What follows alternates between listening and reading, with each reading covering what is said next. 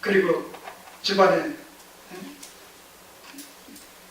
피신해서 있는 그 제자들 앞에 나타나서 그 부활하신 예수를 만난 사실을 실토하지 않습니까? 거기 또 주님이 잠시 후에 또 나타나시지 않습니까? 자, 얼마나 그들에게 순간적으로는 좀 의구심을 가졌을지라도 얼마나 감격적인 그런 그 해우를 했겠습니까? 이 부활신앙은, 그런 의미에서 부활신앙은 우리가 최현실을 살아가면서 최악의 경우에 처하신 것은 칠지라도 결코 우리가 낙심하거나 좌절하거나 포기해서도 안 되지만 포기할 수 없는 결정적인 동기 유발의 요소로 작용하는 것이 이 부활이에요. 그리스도의 부활이요, 바로 부활신앙이에요.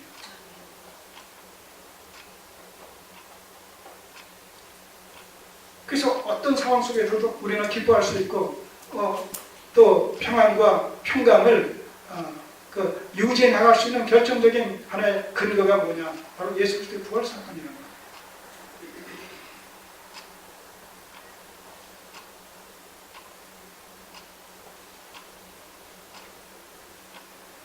세상 끝날까지 우리와 함께 하시겠다고 약속하시고,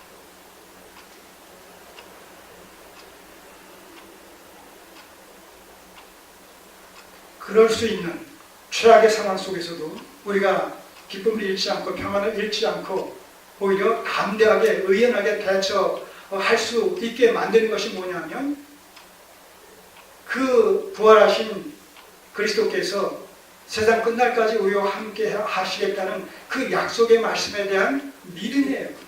세상을 이기는 그 이김의 방편이 뭐냐라고 했을 때 그것을 믿음이라고 얘기합니다. 자, 요한일서 5장 4절의 말씀.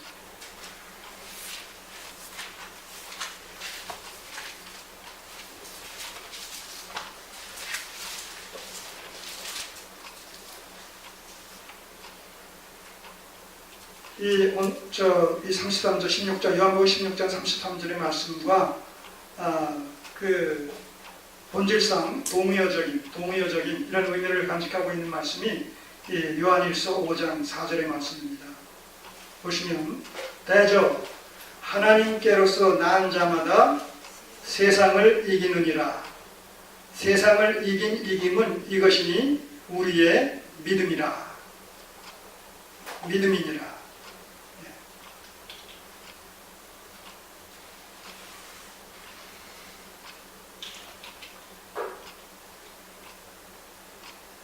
우리가 어떤 상황과 어떤 경우에 처해 있을지라도 하나님의 약속의 말씀, 우리 주님의 약속의 말씀, 나와 함께 하시겠다, 세상을 내가 이겼다, 담대하라, 그러기 때문에 이런 그 약속의 말씀을 다시 오시겠다, 궁극적으로 우리를 데리고 가셔서 아버지 처소에서 영원토록 함께 살게 해주시겠다, 이런 종말론적인 약속의 말씀들, 이런 약속의 말씀들에 대한 결국 뭐예요? 전폭적인 신뢰의 믿음이 있을 때 우리는 그 하나님을 의지함으로 말미암아 그 약속의 말씀을 붙들고 의지함으로 말미암아 넉넉히 그 상황을 극복하게 되는 것이죠. 그 상황을. 아무리 약속의 말씀이 주어진다 칠지라도 그 말씀에 대한 믿음이 없으면 그 약속의 말씀은 나와 상관이 없게 되는 거죠.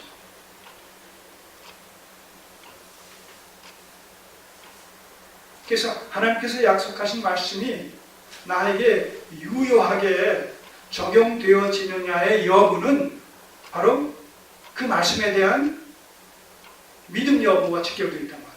믿음 여부.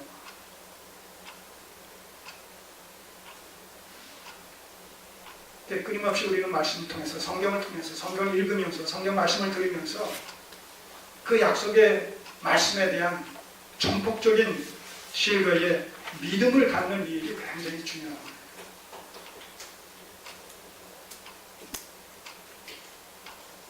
하나님에 대한 신뢰는 그분의 말씀에 대한 믿음으로 연결되어지죠.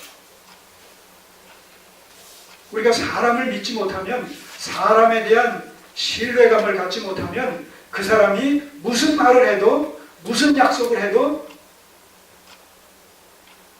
믿어져요? 믿지 않아요. 믿어지지 않아요.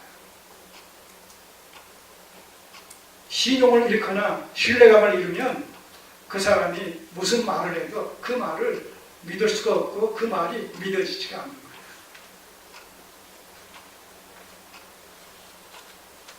우리의 믿음의 대상은 누굽니까? 우리의 신뢰의 대상은 누굽니까? 하나님이시다. 하나님이시라는 거예요. 일부 이행하실 수 없는, 하시지 않는, 그래서 언약에 신실하신 하나님이 우리의 믿음의 대상입니다. 그럼 그 하나님께서 약속하셨다.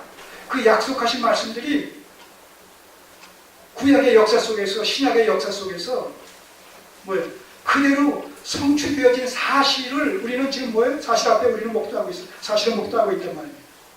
역사가 증명하고 있단 말입니다. 이렇게 신실하신, 언약에 신실하신 하나님이다 라는 사실, 우리가 믿는 하나님은 이런 하나님이시다. 그분의 정체성에 대해서, 그분의 신실성에 대해서. 그분이 약속하신 말씀이 성경에 100가지 약속이 있다라고 한다면 99가지의 약속이 성취됐다라고 한다면 나머지 한 가지 아직 이루어지지 않은 나머지 한 가지 약속의 말씀도 이루어지겠어요? 이루어지지 않겠어요? 확률적으로 따져봐도 그렇고 확률이 아니라도 그분은 100% 약속하신 것을 성취하시는 신실하신 분이기 때문에 99가지가 성취됐다면 나머지 한 가지도 성취될 것이란 말이에요. 그 나머지 한 가지가 뭡니까? 따지고 보면 예? 재림 약속이라고 해요. 그러니까 주님은 분명히 오신단 말입니다. 분명히 오신다라면 오시기만 합니까? 뭐라고 약속하셨어요? 요한복음 14장에서 다 우리의 처소를 예비하시면 다시 와서 우리를 데리고 그곳으로 가신다는 거예요. 그곳에서 영원히 함께 영생 복락 누리게 하시겠다는 거예요. 그러면 그 재림 약속이 틀림없이 성취될 것이라면 그 재림에 뒤이어서 이루어질 그 종말론적인 어떤 현상들, 약속들, 그것도 그대로 이루어지겠어요? 안 이루어지겠어요? 이루어질 수밖에 없지 않습니까? 이게 우리 안에서는 이렇게 공유가 되어지는데 이 말씀이 이루어질 것으로 또 그것을 믿음으로 공유가 되어지는데 이 말씀이 세상을 향해서 선포되어지게 되면 무슨 꿈 같은 소리 하고 있느냐고, 무슨 미친 소리 하느냐고 그렇게 사람들은 반응하게 되는 거예요.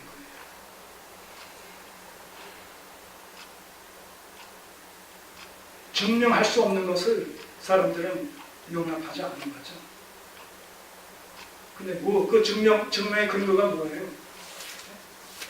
인간의 경험 아니겠습니까? 인간의 어떤 지식 아니겠습니까? 이성의 어떤 발로 아니겠습니까?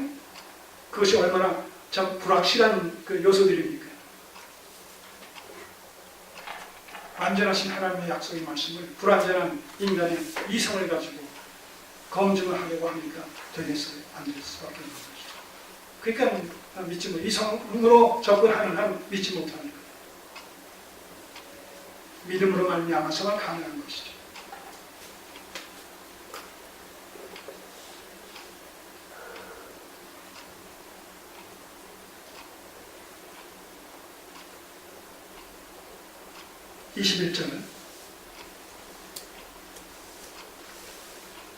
자, 이 부활의 기쁨에 대해서 강조하심으로 말미암아 죽음으로 말미암아서 제자들과